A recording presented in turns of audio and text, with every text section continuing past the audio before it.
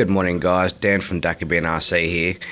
Today I'm going to show you how to take the clutch bell and the clutch housing off and show you what happens and a common problem with the HPIs. Okay, so obviously first, to actually get in there, you actually want to take the wheel off first. So I'm going to go ahead and do that. Okay, so now that the wheel's off, first thing you want to do is, on this thing here, there are two pins. There's one pin here, and there's actually one pin down the bottom down here. You actually want to take these out. So,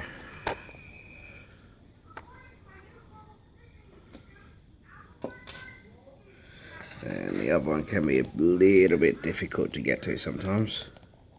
You just grab it, and you pull. Now that I've done that, this thing will just pop straight off. Okay, so as you can see, I've already had an upgrade. I don't have the plastic crap that comes with this. You can also see with this, it's actually moving. You can't kind of see it, but you can see that there it wobbles. It's because the bearing inside is fucked. Okay, so you actually want to take this off. Now this can actually be quite tricky. Let me just position the camera in the right spot. Hold on.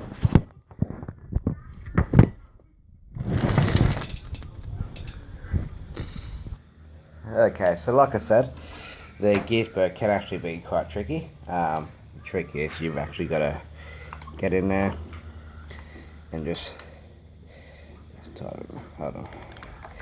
You gotta hold the gear spur, which can kind of be hard sometimes, or you can hold the other wheel.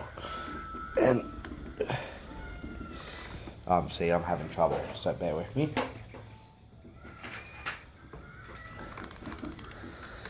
This might work.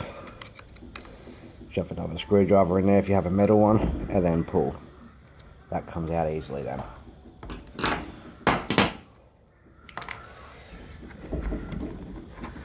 I'm going to swap screwdrivers.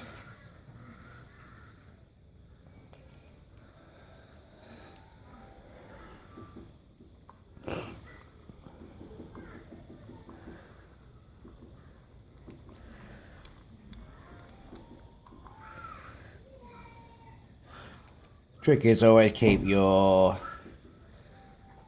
screws in the correct position. After you take that screw out, this should actually just come straight off.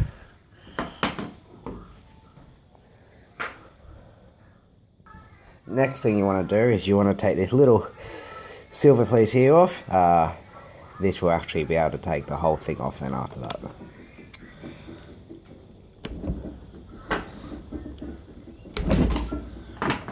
Now that that's off, this whole thing will just slide off. Okay, so before you go any further, what you'd like to do is you actually want to take this ballpoint bearing out, just so you don't do any damage. I normally just grab a screwdriver and just slowly bring it out, just so enough so that it actually just falls off, just like that. Next thing, you actually want to take this aluminum plate off. This is part of the housing, but it's only normally held together by 3 or 4 screws. You can see we got one here, 2 here, and 1 over here. So if we just start by taking these off,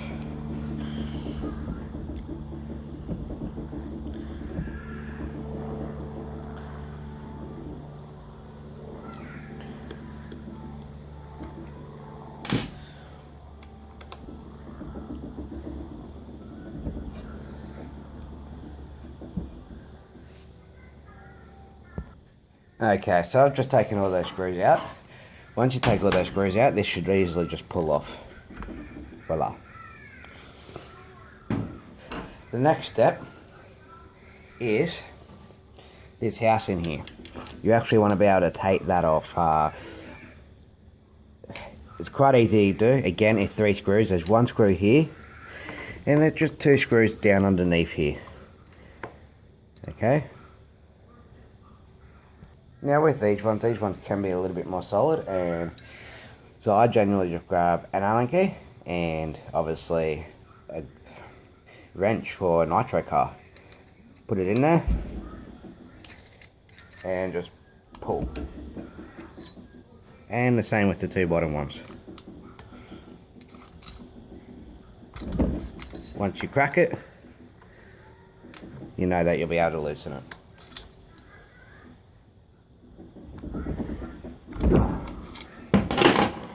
And then obviously you just take the screws out.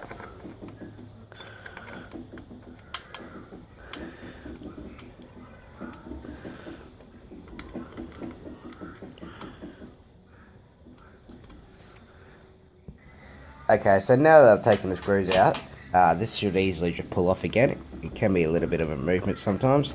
Once you pull that off, the clutch bell sometimes will want to come with it. It's easy just to push the clutch bell back in. Okay, so the reason why I'm replacing mine, if you have a closer look, you'll see that it's kind of melted and burnt. If you look at the other side, it's cracked over here. Let me just focus the camera a little bit more. Okay, so cracked over here, and you can see that it's actually starting to melt. So that's a very regular occurrence with these, which is why I'll be replacing this one to actually an aluminium one. Okay, just while we're in here, why it goes back on, it's all exactly the same. Just put it back on as it is. The clutch bell then itself should come out quite easily. Okay, and then obviously you've got the clutch in here. So the clutch, I've got a normal clutch, as you can tell. Don't have an upgraded one at this stage. Again, that's quite easy to replace and change if need be as well. But like I said, look, at the end of the day, you put it all back together the exact same way and you won't have any issues with it. Thanks from Dakabin RC.